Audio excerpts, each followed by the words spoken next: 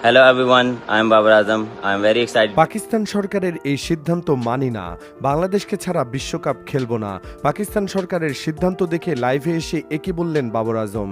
বিস্তারিত দেখুন পুরো ভিডিওতে। দর্শক, আসন্ন টি-20 বিশ্বকাপে অংশ নিতে পাকিস্তান সরকারের দিকে তাকিয়েছিল পাকিস্তান ক্রিকেট বোর্ড পিসিবি। বোর্ডের সঙ্গে আলোচনা শেষে শাহিন আফ্রিদিদের বিশ্বকাপ খেলার অনুমতি দিয়েছে দেশটির সরকার। তবে গ্রুপ পর্বে ভারতের বিপক্ষে ম্যাচটি বয়কট করার সিদ্ধান্ত নিয়েছে তারা।